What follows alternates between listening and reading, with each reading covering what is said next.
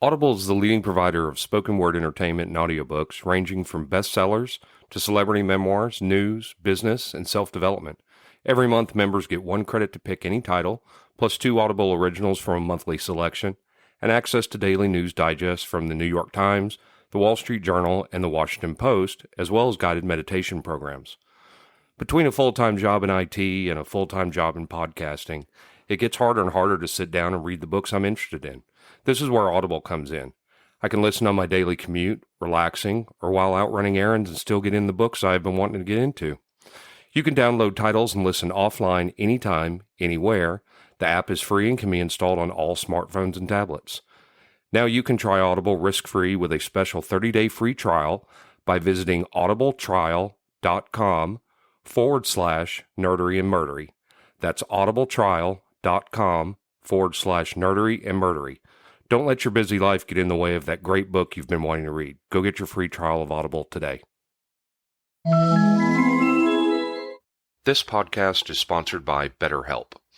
This is Geoffrey, and we've talked about many times before that I experience problems and struggles with my mental health, and really without a healthy mind, being truly happy and at peace is hard. The good news is therapy does work. It's helped for me, but what is therapy exactly? It's whatever you want it to be. Maybe you're not feeling motivated right now and would like some tools to help. Or maybe you're feeling insecure in relationships at work, or you're not dealing well with stress. Whatever you need, it's really time to stop being ashamed of normal human struggles, and it's time to start feeling better because you deserve to be happy. And now you don't have to worry about finding an in-person therapist near you to help. BetterHelp is a customized online therapy that offers video, phone, and even live chat sessions with your therapist, so you don't have to see anyone on camera if you don't want to. It's much more affordable than in-person therapy, and you can start communicating with your therapist in under 48 hours. So join the millions of people who are seeing what online therapy is really about. It's always a good time to invest in yourself because you are your greatest asset. And there's a special offer to Nerdery and Murdery listeners. You can get 10% off your first month of professional therapy at betterhelp.com/nerdery and murdery. That's betterhelp.com/nerdery and murdery. Thanks again to BetterHelp for sponsoring this podcast.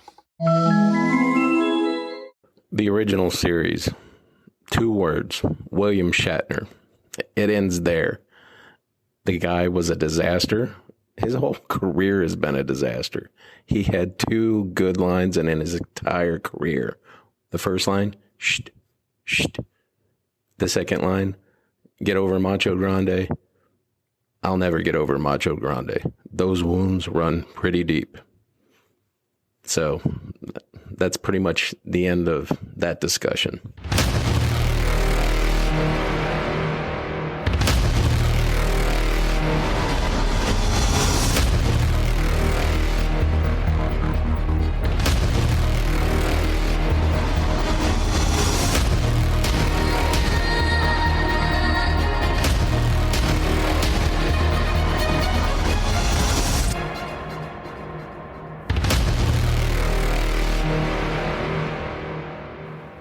Welcome to episode 27 of Nerdery and Murdery. 27. You suck.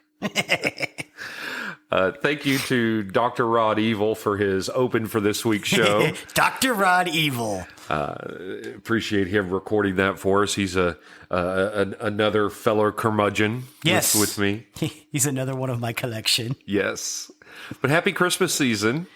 Since we're in December. Yes. And everybody's getting ready. If you haven't already started buying your Christmas presents, I've heard that shipping is pretty delayed and whatnot. Yeah. So hopefully you started early. Yeah. Found that out as I was as we were shopping for new chairs yesterday. We originally talked about at Lazy Boy. We were going to get something at Lazy Boy, and for custom stuff, the estimated ship date was January or February. Wow. Yeah. I mean, everything's delayed. It's shipping, and of course the microchip shortage. going on. So yeah, that sucks. But I did wear my my logo shirt as I went out shopping. Nice, thank you. Wanted to make sure as I'm out there, people take a look. So it was a lot of fun. I put a picture on Instagram of me laying in what's going to be my new chair whenever it gets here. So happy Christmas. Happy Christmas. Not quite, but almost. Yeah. I'd started to wonder, I was telling you that we seem to have lost our listener in Germany for a while, but then suddenly they were back for episodes, and maybe it looks like they were vacation or catching up. something. Maybe. So they're a dedicated listener for sure, along with some of our others. So happy that they're there. I was really kind of thinking that either you or William offended them, because sure as shit couldn't have been me.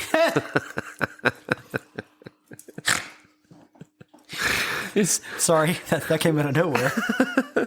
So how are you? I am exquisite. I just had my 30th high school reunion the other night.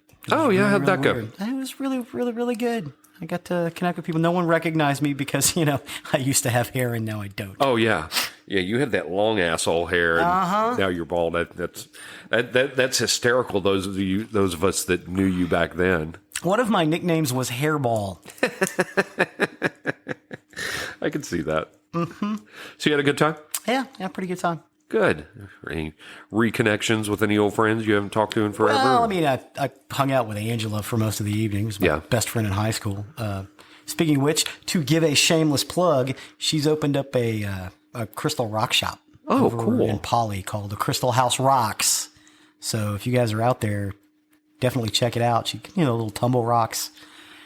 Everybody's selling that stuff for like $10 a piece now. They're doing them for like $2, and they've got like 200 of them. So that's nice. Yeah. And that's in Poly? Yeah, it's in Poly. It's right across the street from Texas Wesleyan. Do you have an address?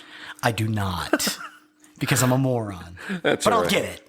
There we go. Yeah, at least we gave the name of the shop. And, yes, Crystal House Rocks. I'm sure people can Google it too. I guess what we probably should have done had we been smarter people than that. Yeah, well, Well, great to hear. I think you've got a nerdery topic for us today, and I've got a murdery topic, of course. Yes. So if you want to get started with it, I'll turn the show over to you. Why, thank you. First off, I want to give a shout out, of course, to Dr. Rod Evil. And to Hopi, because Hope asks us to do these specifically. So shout out to our listener, Hope. Today we are covering Star Trek, the original series. Well, she asked us to do it specifically because we did the Star Trek episode where we kind of covered from start to finish. Yes. And tailed around a little bit and talked about stuff. But she did. She was the one that requested that we do an episode dedicated singly to the original series and Next Gen and DS9 and all that. So yes, I'm going to do these sequentially. So the next one after this will eventually be the animated series. Will be the next one I do. So there you go, Hope. This is for you. Shout out to Hope. Okay, so Star Trek, for the uninitiated, is an American science fiction television series created by Gene Roddenberry that follows the adventures of the starship USS Enterprise NCC 1701. And its crew. It later acquired the retronym Star Trek, the original series, to distinguish it from the other series. Right. So most people just say TOS now, and we all kind of understand what it means. It is set roughly during the 2260s. The ship and crew are led by Captain James T. Kirk, William Shatner, first officer and science officer. Who apparently has only done two good things in his entire career, according to Dr. Rod. I think he's talking about the door noises. He didn't do that. Yeah, that's that. He's attributed the door noises to him, and then of course no one gets over Macho Grande from Airplane 2. Airplane 2. I'll never get over Macho Grande. First Officer Spock, played by Leonard Nimoy, and Chief Medical Officer Leonard H. Bones McCoy, played by DeForest Kelly. Shatner's voiceover, introduced during each episode's opening credits, stated the starship's mission. Space, the final frontier. These are the voyages of the Starship Enterprise.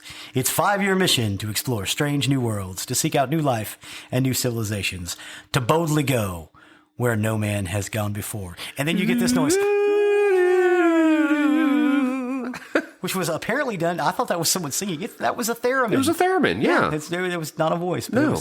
really, really cool. I want a theremin. Yes, because of that. That's all I would ever play. That's what I want to do. That's what I want to play Star Trek. So, it was released by Norway Productions and Desilu Productions.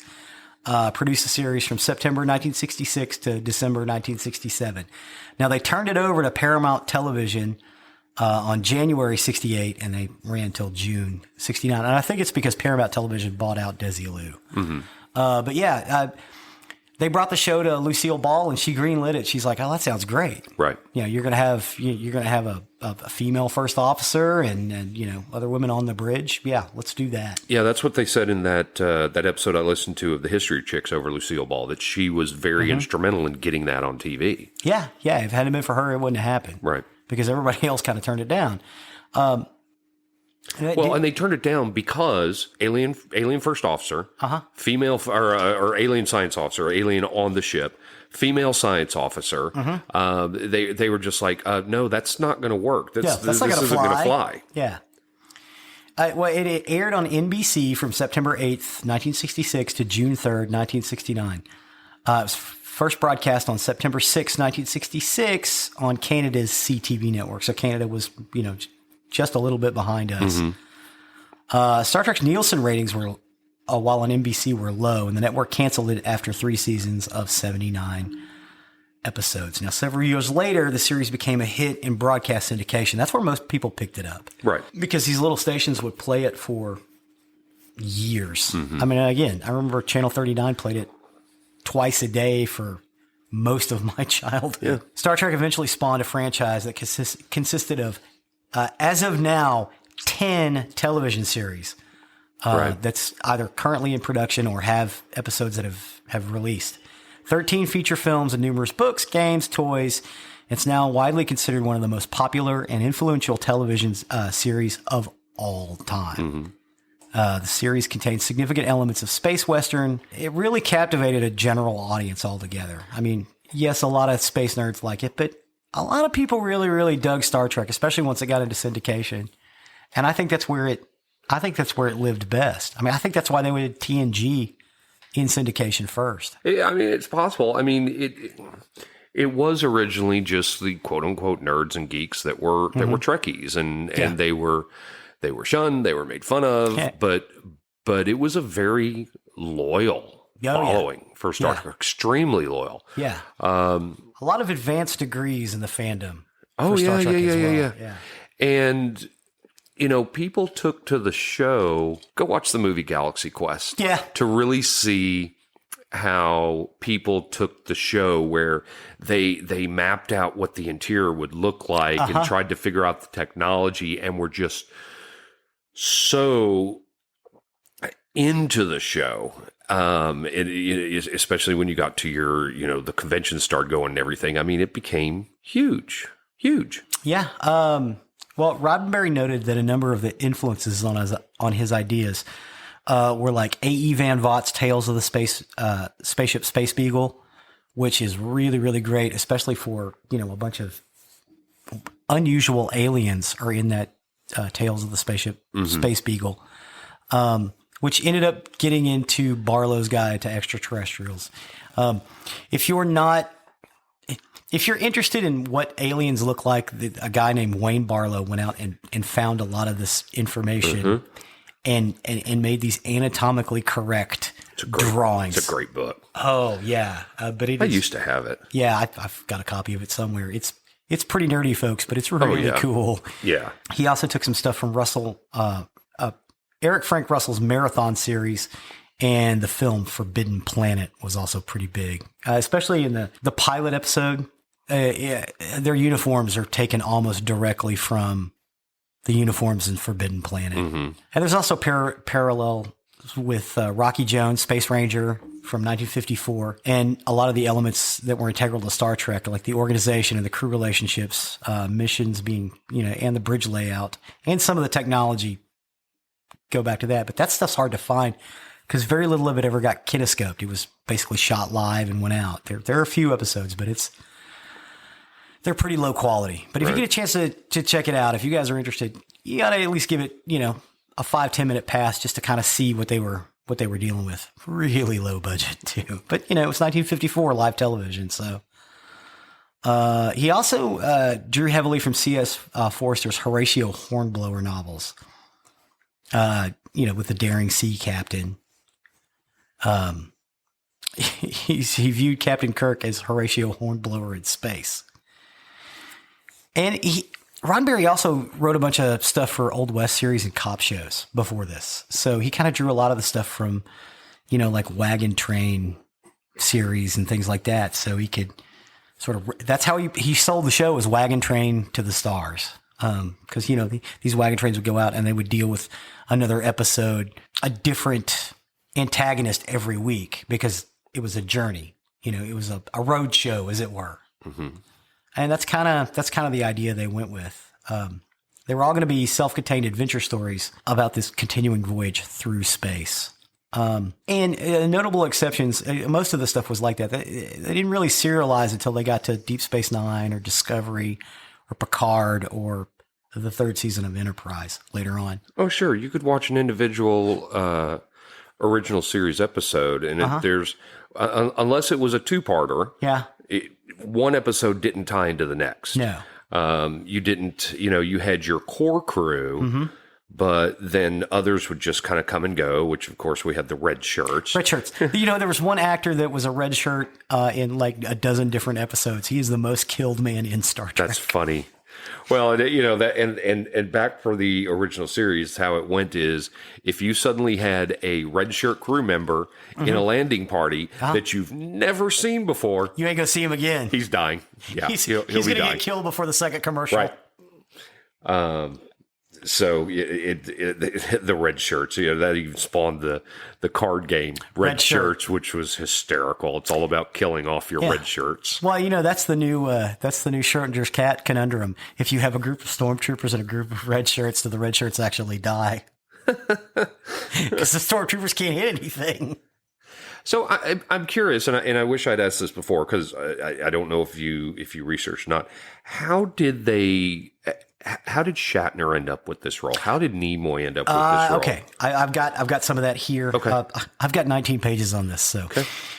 So Roddenberry's original concept, the protagonist was Captain Robert April of the starship SS Yorktown, because I think Roddenberry was a pilot on the Yorktown in the Second World War. Okay. The character developed into Captain Christopher Pike, who was originally played by Geoffrey Hunter. April is listed in the Star Trek chronology as the Enterprise's first commanding officer. Now, Pike was originally in the pilot, which you can see on Paramount if you go and see it, and they've cleaned it up. It's really pretty. Mm-hmm. And he also appears, I think, in the animated series too, the Counterclock Incident. But he presented that first draft to Desilu Productions.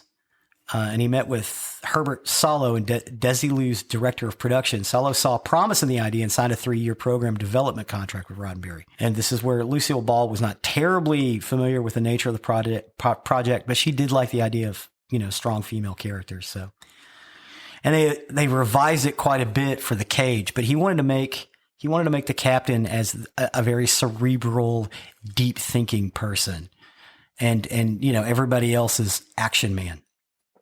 And when they screened it for CBS, it wasn't the Desilu people that in the screening party that were down on it, that didn't care for it. It was the CBS people, or I'm sorry, the NBC people. Okay, thank you. Paramount, CBS, right? Because now they are right. Now they own them. But it actually, it aired on NBC because he took it to CBS at first, and they were like, "Nope, not understood." They worked in '64. Solow had worked with Grant Tinker, who was head of the network's West Coast programming department. Grant Tinker eventually became head of NBC. David Letterman used to have him on his show back when he still had the NBC show. And Grant Tinker would give out like $10 bills to the people in the audience.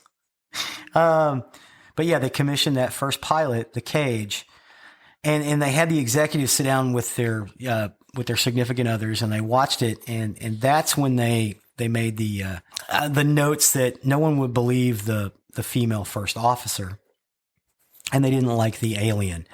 But Roddenberry's idea was, look, it needs to show that human beings are more culturally diverse. So the alien had to stay, but he took the female officer and turned that character basically into a nurse. That's who Nurse Chapel was. This played the same actress who was Gene Roddenberry's eventual wife, Majel Barrett.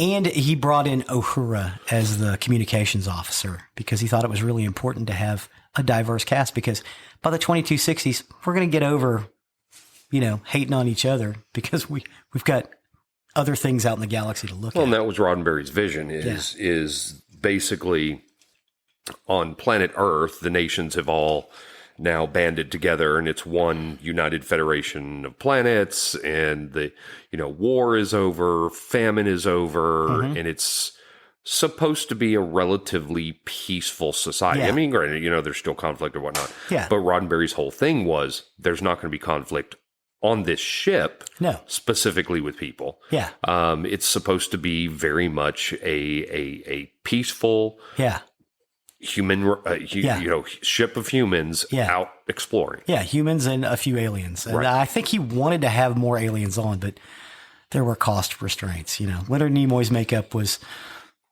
it wasn't thick. Of course, he had the ears, which they use the same appliance over and over again. And I think they actually painted him yellow because with the television lights, he looked green. Which was the whole point, because Vulcans have green, very pale, green blood. It gave him a nice green undertone, which was really, really smart.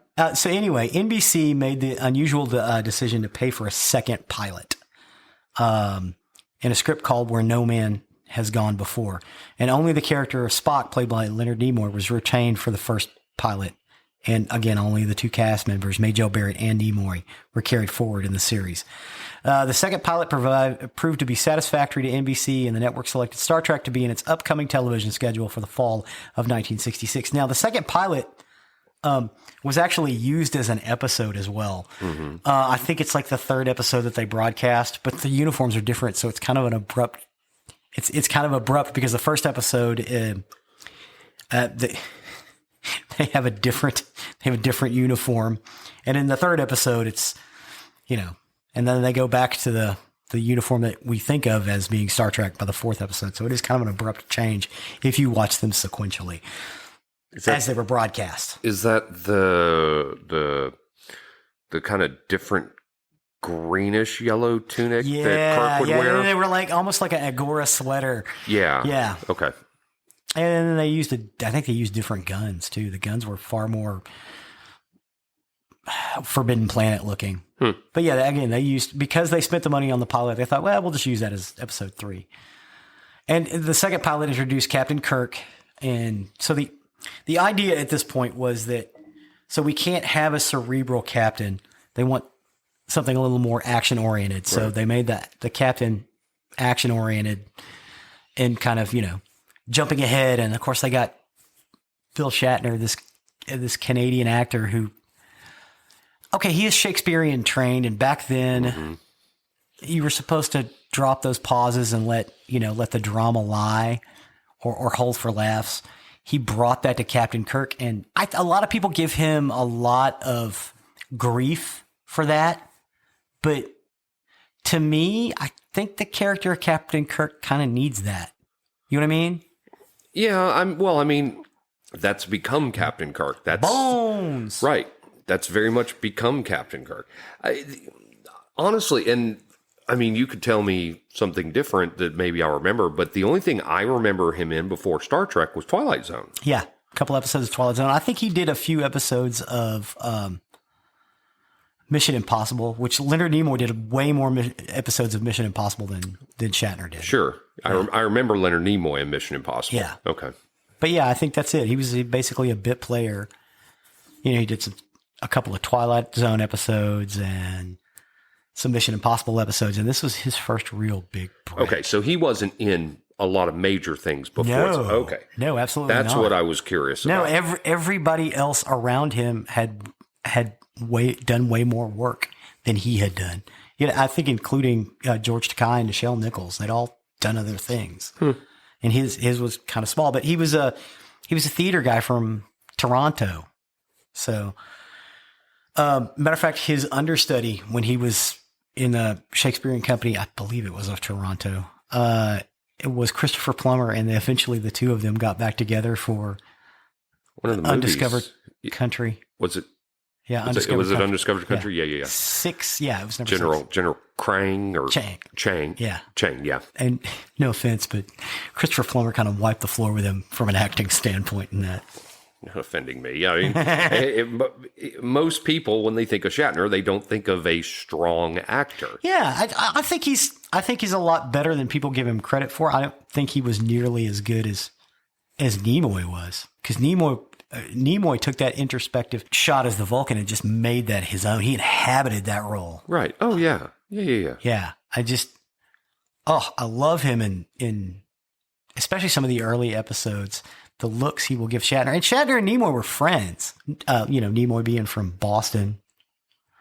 So they weren't that far apart, space-wise, even though Shatner's Canadian. But yeah, they kind of grew up in similar circumstances. So they were pretty tight as friends. But the idea was that the Spock character could be the introspective one, because Roddenberry wanted to keep that idea, the idea of, hey, you're out there exploring space, you're meeting new civilizations, you're basically representing us as a species. There needs to be some introspection about that. To his credit, I mean, they wanted to cast the captain as an action man. Shatner brought some of that, but no, that was really Nimoy doing all the hey, we need to look at this way.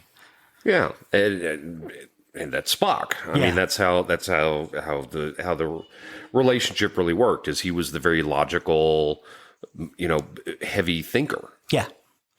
Well, and they invented the whole Vulcan identity, because if you watch the pilot, Spock laughs. And, oh yeah, he smiles. Oh, yeah. Absolutely. He gets scared, and that's I just wonder back then, the whatever fan base they had when they finally got to where they showed that pilot within an episode. Yeah. And you saw Spock smiling. Well, they cut out what they I think they thought. cut out some of the smiling stuff in that one episode. Okay, because when I saw the episode the first time, they still had the smiling in there, and it was jarring. It was very jarring as someone who watched the show. Yeah. Yeah, well, if you go back, and heck, you couldn't even see the cage up until I think the first episode of Next Gen was the first time they actually showed the cage to by itself. Yeah, gotcha. To the general public, and people loved it. Yeah, they really blew a lot of people away. So originally, the Doctor was played by Paul Fix for that second pilot. He played Dr. Mark Piper, and you only see him in that Where No Man Has Gone Before episode. And then the Doctor was taken over by DeForest Kelley, played, Bones McCoy, who was, boy, talk about a guy who could say a line and let it drop and just sit there and work it with his one raised eyebrow. DeForest Kelley really, really did that. I love DeForest Kelley. Yeah. And he did mostly Westerns. Before I knew him. I knew him from several Westerns. Yeah. And he remained as, he achieved billing, the three of them were the top billing stars, but I kind of like to get into a little bit more of the secondary characters, like Sulu and Uhura, played by George Takei, who is basically the face of the franchise now. Well, Sulu was George Takei, not Uhura. Yes, Uhura was played by Nichelle Nichols. She was actually thinking about quitting, and she tells the story a lot. She was basically in a hallway. She's like, I'm thinking about quitting. And she turned around, and Martin Luther King was standing behind her. And he was gushing over the series. And she said, hey, I think I'm going to quit. Broadway wants to pay me, an exorbitant amount of money to do this show. And Dr. King said, no, you can't quit. Don't you understand? You are representing us on television as a competent member of this crew, because up until that point, that didn't happen on television. Now, after that, you get I Spy and things like that, where the African American people are treated as equals. Right. But up until Star Trek, that didn't happen. So yeah, it was Dr. King himself who told her that, wild. and that's why she stayed on. Wow. And she's glad she did, particularly as an African American woman. It's a prominent feature. Now they also had the Captain Yeoman played Janice Rand. Captain Yeoman Janice Rand, played by Grace Lee Whitley. She departed midway through the first season, and then of course they brought in Christine Chappell. Nurse Chapel, played by Major Barrett. Major Barrett, yep. Yeah. Now Janice Rand, though, she kept showing up in the movies. They would always pan over to her, and she'd be sitting at a console working. Yeah, I actually never forget. I don't know why I still remember this, but I remember. I think it was the search for Spock when the ship comes home and Janice Rand is standing there watching as the ship goes by. The ship goes by, yeah. And I guess Keith and I must have seen it at the theater or something, but I remember Keith going, "What you doing there, Janice Rand?" What you doing there, Janice Rand? Okay, so halfway through in the second season, they were joined by Ensign Pavel Chekhov, played by Walter Koenig. Mm-hmm. Now, Walter Koenig is the son of Russian immigrants, but so he basically impersonated his dad as the voice. But the whole idea of that was, the tensions were really high with the Soviet Union, and Roddenberry wanted to show, hey, at this point, that's a thing of the past. We all work together. Although they did keep making jokes that Chekhov thought everything in the world was invented by Russians. Oh yes, it was invented by a Russian. Shakespeare was a Russian. Now, the series was picked up by NBC. The production was removed from Desilu Studios, Gower Street location, and the main studio complex. They moved it from what used to be the RKO Pictures lot to the Paramount Pictures lot. And a lot of the street scenes that we see on the planets, especially where they go to the places that look like old Earth, or, City on the Edge of Forever, where they go to old Earth. That was on the Paramount back lot. Right. So a lot of that stuff was filmed there. The stuff in the Jeffries tubes was, they used that same equipment for a bunch of Star Wars stuff later on. A lot of people don't know that. They used that Jeffries tube where he climbs up in it. That's used in Star Wars quite a bit when they did some work. ILM did some work, running things down tunnels and things. Those are the original Star Trek Jeffries tubes. Well, and as you talk about being on the lot and everything like that, at one point, Universal Studios Hollywood had the Star Trek experience, and I got picked out of the crowd to be one of the actors, quote unquote. Oh, nice. And so they picked the right guy. I was super, super excited. And what they did, we went into costume and we put on Starfleet uniforms. And the first thing they had us do is we came out on stage, and the narrator or whatever was saying, here's our crew. They're about to embark on their away mission. Wave goodbye, crew. And so we step on these discs and we wave goodbye to the audience. And then there's a light above us, and suddenly the audience was going bananas. and then the stagehand or stage crew, whatever, they're like, okay, come on, follow us now. And we left the stage. And I mean, and the audience was. It actually looked like you guys transported someplace. Well, and that's what we find out later, because we get to watch everything afterwards. Oh, nice. And so it showed us that, we were up on stage and the light came down and we beamed off. The next thing we got to do is we were on a planet, and then they had other people they picked out of the crowd that were Klingons, and they had this giant tentacled monster that people were, they were waving back and forth from up top, and we had these giant rubber rocks that we were throwing at each other, and then we got to kill the Klingons. I know. I love that sound. So it was a whole lot of fun. Along the way, I have lost the videotape of that thing, because I really wish I still have it. But it was that kind of thing. It was rubber rocks, and it was foam tentacles coming down from the ceiling, and it was nice. It was Star Trek sets, so it was fun. I love it. It makes you want to go to the Vasquez Rocks. Right. Also in Bill and Ted. Yes. The reason they call the Jeffries tubes Jeffrey tubes is because of John Jeffries. He was actually the designer of a lot of the bridge elements and the phasers and things like that.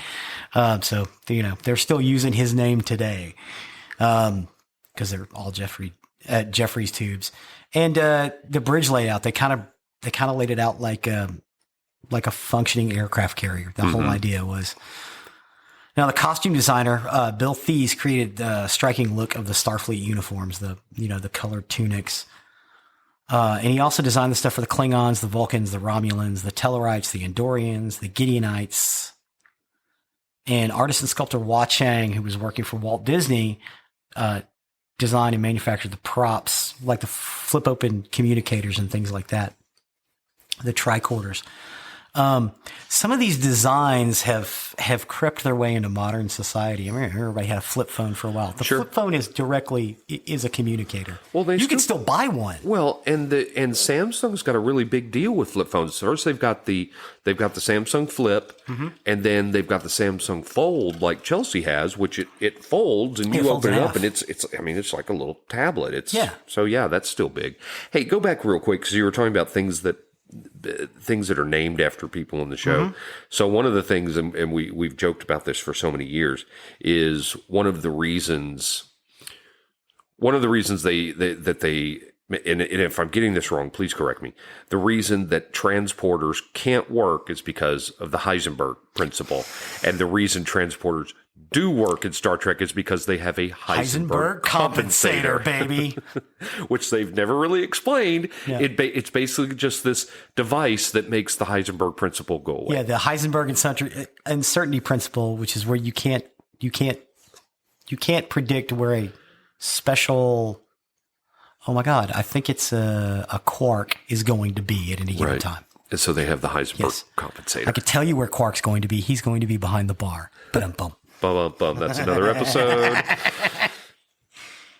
So so I Love Lucy sold it to Paramount because she was only making the Lucy show at that time and Star Trek, and it was getting expensive. So they moved it over to Paramount for the second season. The first regular episode of Star Trek was The Man Trap, which had the salt vampire, which appeared differently to everyone, which Red Dwarf has made jokes about that for years. I mean, they're still making the newest movie. They made a joke about it.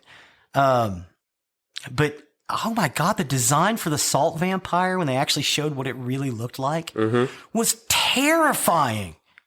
Even today, that's a beautiful, beautiful practical effect. I know they kind of went with the Time Machine's Morlock design from the 1960 Time Machine. Right. Some of the facial features are very similar to that, but oh my God, that salt vampire was just incredible. And their first episode that they aired was 33rd out of 94 programs, which was not bad. And today, those would be killer numbers. Sure.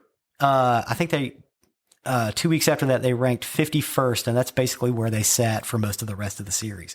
But again, in today's numbers, they would have gotten 10 seasons. And they were going to cancel it after the second season, but because of Bijou Trimble and her letter writing campaign and her husband, John Trimble, they started this letter writing and basically inundated NBC's offices with all this mail. It ended up being 116,000 letters telling them, do not cancel Star Trek. So they gave it a third season. Yeah, I remember hearing about that letter writing campaign. Well, a lot of people said it's the best science fiction show that has ever been on television up to that point. Okay. All right. They were MIT. They had Vulcan power and other stuff set up. These little cards, and they wore little name tags that said Vulcan power and things like that. NBC had never seen anything like that, so they ended up moving the show's third season to a different time slot, which eventually kind of killed it, on 10 p.m. on Friday nights, and it went up against Rowan Martin's Laugh-In. God, everything they put on Friday nights used to be death. Yeah. That was the death knell of a show, as it got moved to Friday nights, and And Roddenberry was complaining the network wanted to kill them, and they reduced the amount of money they had for the third season. And I think Roddenberry kind of took a step back after the, when they started doing the third season. He was still, an executive producer, but he took a step back, and a lot of people think that the reason the third series suffered so much because they're not the best episodes. The best episodes are really in the first and second season. Now there are some good ones, but like Spock's Brain. Spock's Brain is generally considered the worst episode that they produced. Yeah, I could see that. That's not the greatest. It was a of great. episodes. I still don't think it's bad. I mean, I would rather watch that than an episode of Peyton Place. Yeah, no, I don't think. Me personally, I don't think any of them are bad per se. But yeah, I can see Spock's Brain in a list of definitely not the best. Now, Star Trek at 79 episodes, they got enough, even though they didn't go a full 4 seasons, there were enough episodes for what they call daily stripping. And Kaiser Broadcast purchased the syndication rights for Star Trek for the first 3 seasons and started putting them out on television stations everywhere in 1970. They just started showing, and that's where this show lived. In some cases, like in WPIX in New York City, their ratings were better than some of the network stuff in the time slots that they were given. And generally, it was 6 o'clock at night. Sure. And look, here it was 6 o'clock, and then again at 10 o'clock. And 10 o'clock at night, people would watch some of the news and then switch over to Channel 39 and watch Star Trek. Right. And that's what we did at my house. Star Trek found a very large audience and attracted many new viewers in the 70s. And in 1972, they had the first Star Trek convention. And that's the one where I talked about before, where George Takei basically showed up in 1972. And they paid him a few $100 to show up, and he needed the money. So he was like, I'm going to go glad hand a couple of fans, And there were 1,200 people there. Right. And they were expecting 200. Mm-hmm. And he's been doing them ever since. I think he's finally retired from it, just in the last year or so. But yeah, I think he's well, he's getting pretty on much up there, retired yeah. from Hollywood. I mean, he does a few things, a bit part here and there. I mean, he did a bit part on Big Bang Theory, at least 2 episodes of that. But I think just a week or 2 ago, he was filmed. Somebody has got a full set in some little special place. I want to say it's in New York, and he showed up to that place and just sat on the set in his chair and waited for people to walk by. Oh, that's funny. And it was pointing at him in the uniform, in the gold. You know what? Next time I'm at my mom's, I'm going to have to go through the photo albums. Mm-hmm. I know for a fact there is a photo of us at Universal around the captain's chair. And I think they had, it might have been, it might have been the Wax Museum. Mm-hmm. But if I recall right, it's Spock in the chair. Oh, nice. I've got it. I know that picture. I'll have to find that. Yeah, if we can get that, I sure would like to load that up for this episode. I'll call my mom. Right? And I know we could talk about some of the specific episodes. City on the Edge of Forever is great. That was the most critically acclaimed one. Yeah, with a great Joan Collins. Yes. Spock's Brain, not so much, but it's good television, even if it's the worst one in Star Trek. Right. Trouble with Tribbles. with the Klingons, and you get a bar fight with the Klingons, which they reference back in Star Trek Deep Space Nine later on, where they get the same actor playing the Klingon who was posing as a human. Tribbles was a great episode. That was a great Scotty episode. Yeah. The great James Doohan. Yeah, you can. Well, yes, I try to defend your honor, Captain, but they called the Enterprise garbage, and I couldn't take it.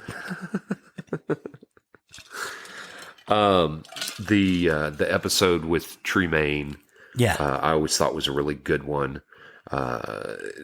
Squire of Gothos, the one with the Gorn, where he fought the Gorn on the Vasquez Rocks. Yes, thank you. I like that one. I don't hate any of them. I mean, they're Special effects wise, not as Yeah. good as you get. I mean, anybody that goes back and watches them now Yeah. that has never seen them before, Yeah. you're not going to get great special effects. But for the time, they were groundbreaking. I understand for yeah. the time they were. I'm saying anybody now that has never seen it Yeah. and goes back and watches it, you're not going to get great special effects, not compared to today's. The sets and the sounds and everything like that. Plus the fact that, and we talked about this in the original Star Trek episode, the technology that they had on the original Enterprise looks like a previous technology to some of the episodes that they come out, or to the series that come out later that actually predate Enterprise. So, that's where it kind of, it has a hard time holding up, because as we have moved on with special effects and technology, we're able to make shows that just far surpass what was there. Because just like old Dr. Rod said at the very beginning, the doors. Shh, shh, shh. Oh, you know what? He's right, because William Shatner did that in Airplane 2. Oh yeah, that's where he did that. That's where his line was. Shh, shh. So you had the shushing doors. Yes. Majel Barrett is the computer. Yeah. It is, the original Star Trek is near and dear to very, very many people. Yeah. But they have gone back and cleaned a lot of the episodes up and increased the special effects a little bit. Oh yeah. But Trekkies and Trekkers alike, it was a fun series, and you're absolutely correct. It was groundbreaking.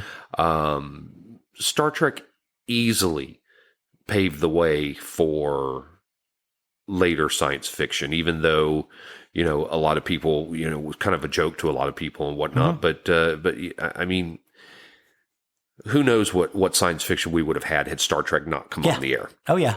Yeah. Thank you, Lucille Ball for bringing that gem to us. Thank you, Gene Roddenberry and his son, who's carrying on the tradition, Rod Roddenberry as well. Yeah. Gene Roddenberry is to me one of just someone who I just always had massive respect for, because he did. I think he brought a great idea of a universe.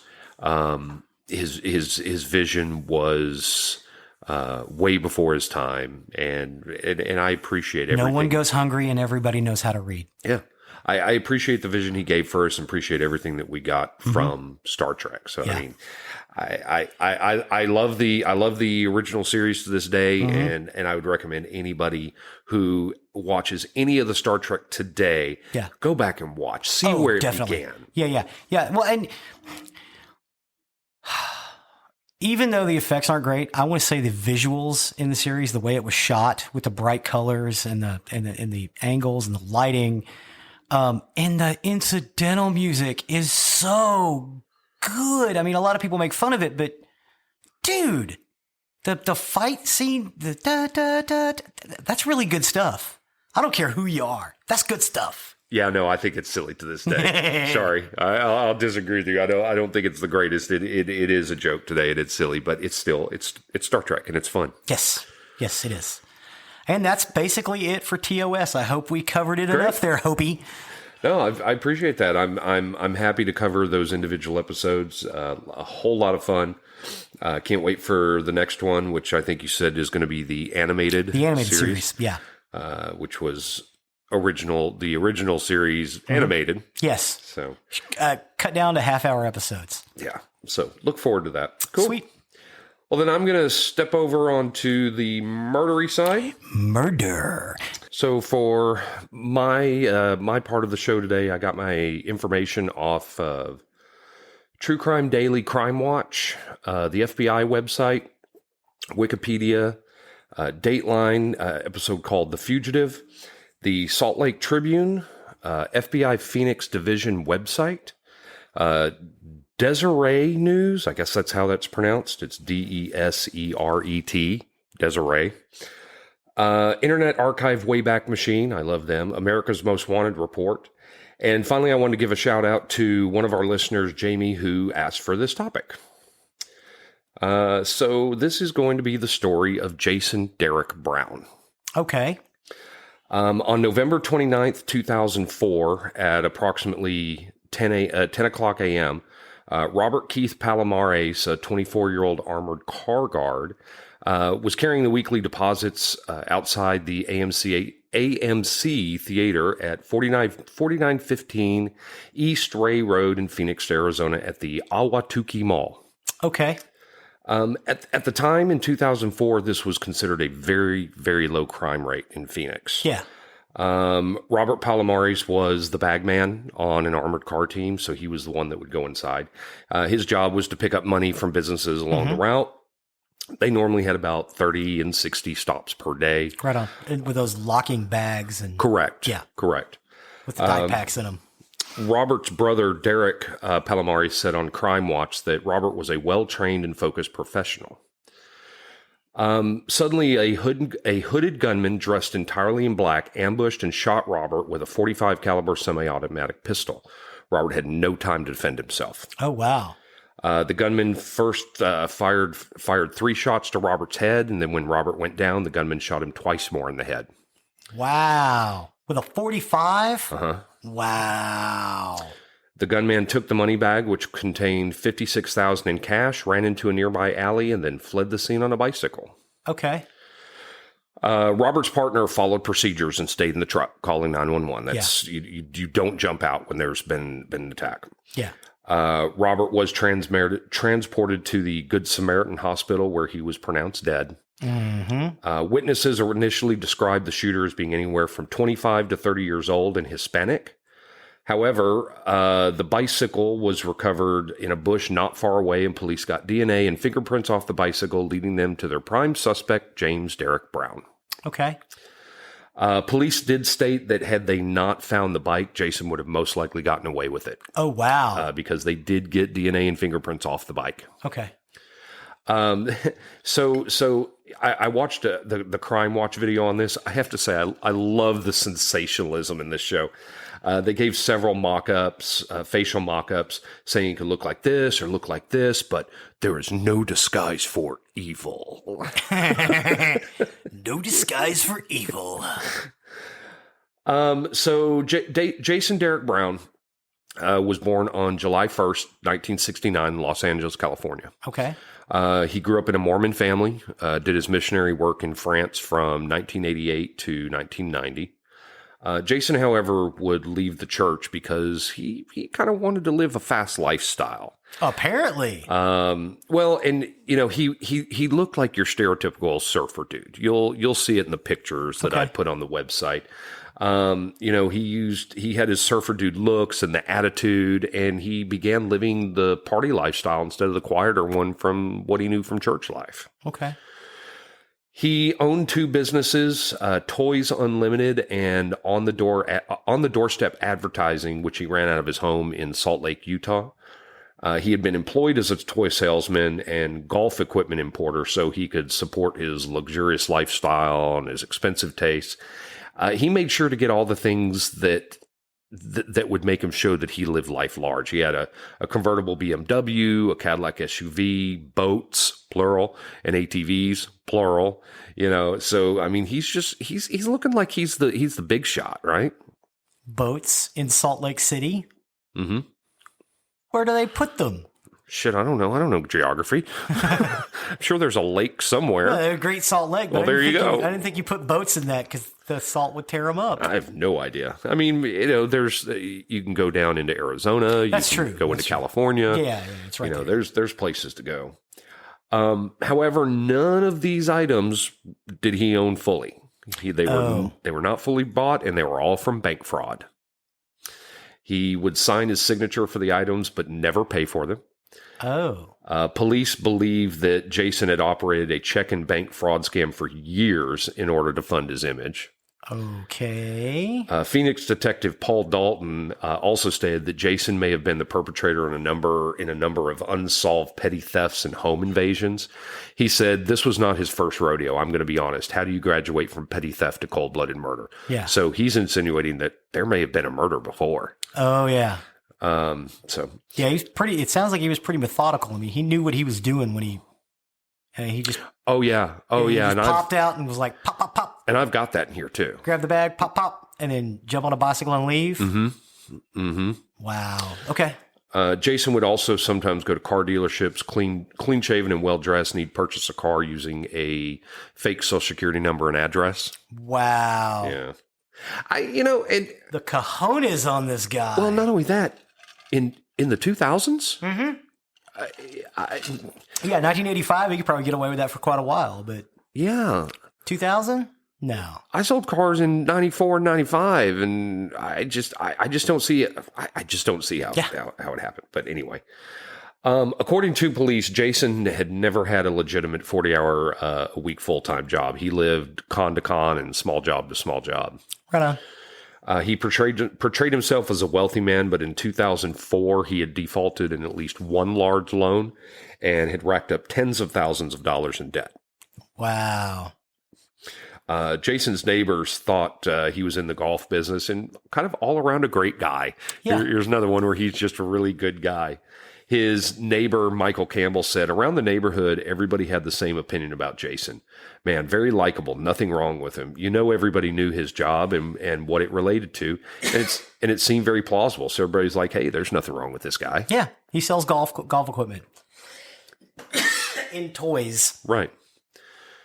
Police believe that Jason snapped due to being under pressure from creditors looking to make him, looking for him to take his stuff, and he was sick of dodging them. So, with this pressure, being in so much debt, and trying to figure out a way out, Jason started to plan his heist.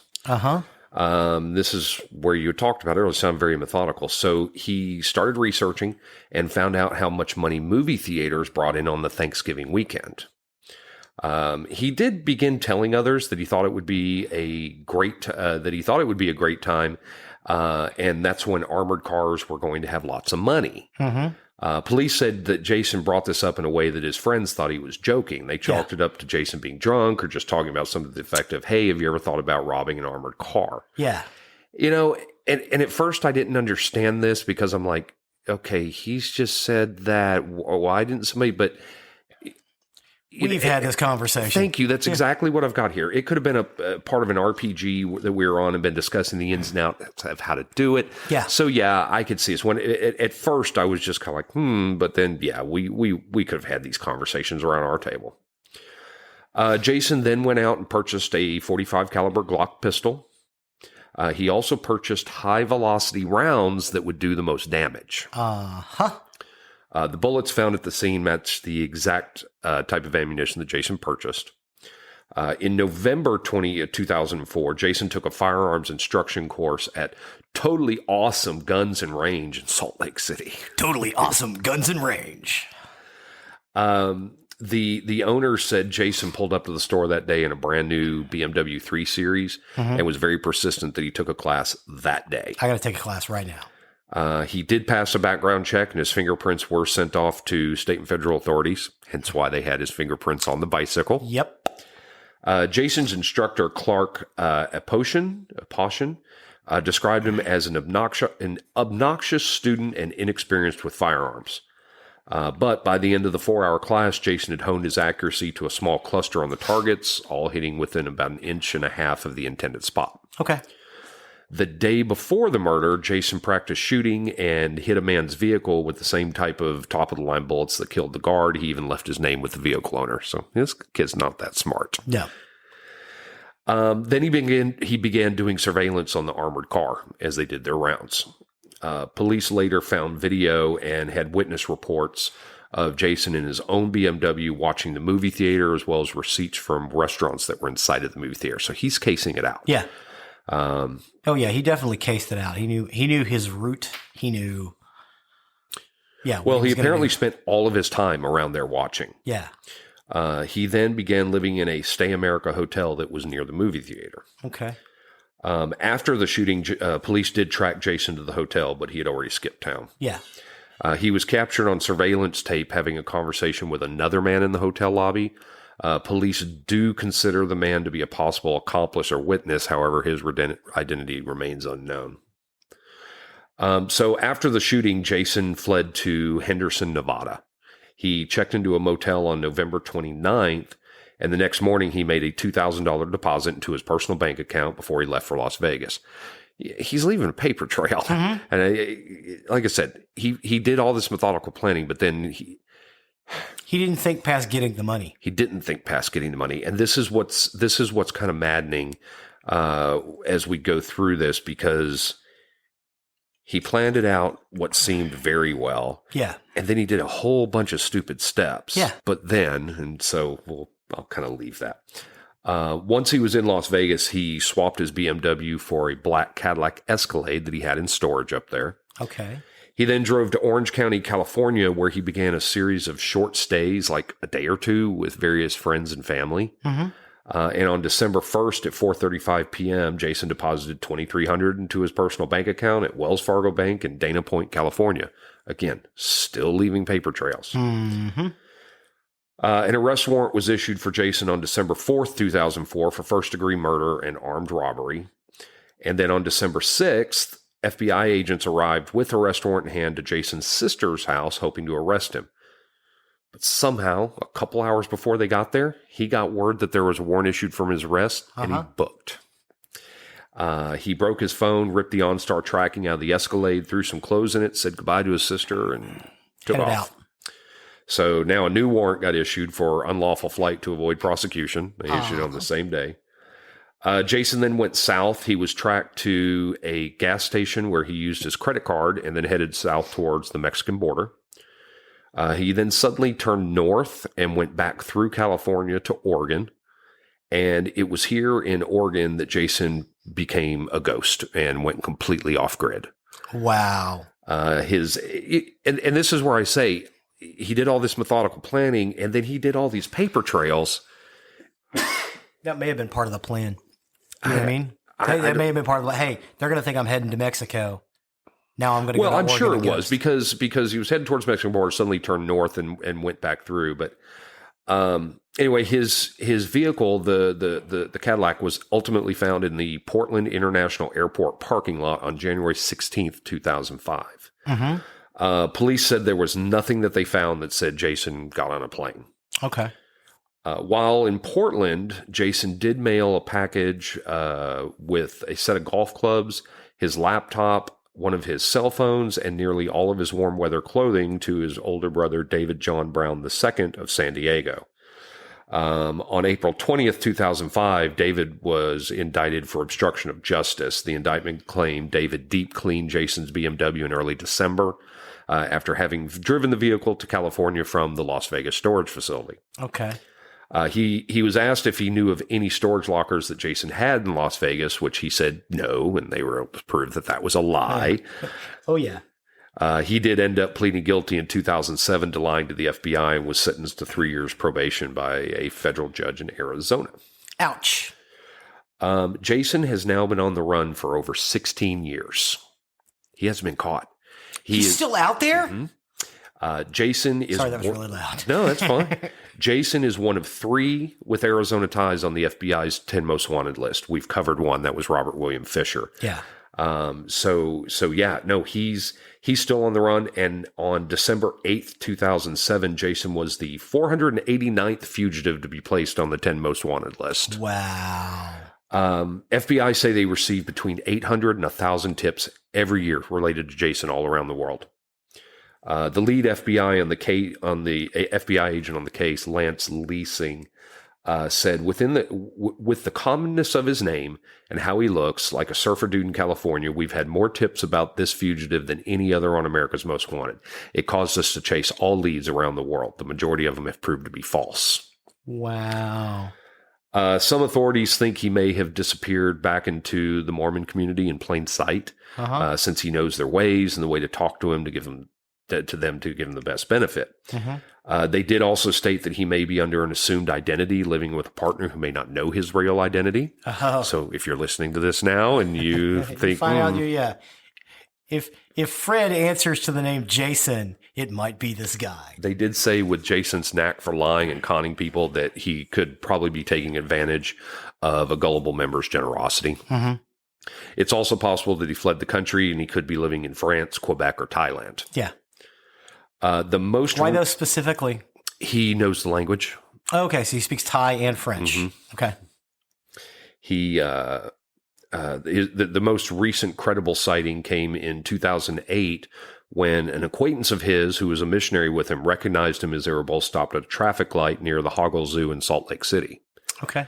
When Jason realized who they both were, or that they knew each other, Jason ran the stoplight and sped away. The unnamed witness told authorities that Jason had a deeper tan than in the 2004 photo on his wanted poster. Juan Becerra of the FBI in Salt Lake City suggested that Jason was in Salt Lake City to visit people he knew. He said it's very hard for individuals to change the way they live, the way they behave.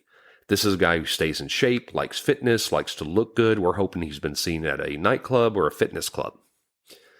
He further stated that Jason was comfortable outdoors, which may be another reason for wanting to live in Salt Lake City. Agent Leasing, however, said wherever Jason is, he's probably given up the party boy lifestyle to stay hidden. He's been so over the top before the robbery. If he kept it up after, he'd be in handcuffs. Yeah. I think it's interesting. You have two FBI agents that have very differing opinions of what he might be doing now. Yeah. Two different schools of thought. Yeah. And each is credible. But I'm kind of with the second one. Yeah, I think he probably changed his name. And now that you say it, he did missionary work in France. Yeah, he could be he could speak French like a native. Especially if he's been living someplace, where they speak French. Which is far more, not just Quebec and France, but, Reunion, different parts of Africa, where, in the Caribbean where French is a predominant language. Right. No, absolutely. I think I may have said it, but we will have the age-enhanced photo on our website. Jason Derek Brown is considered to be an armed and extremely dangerous man. If you have any information relating to Jason Derek Brown, please contact your FBI at fbi.gov or calling their tip line at 1-800-CALL-FBI. And you can also... Huh? Yeah, yes. Call the FBI tip line.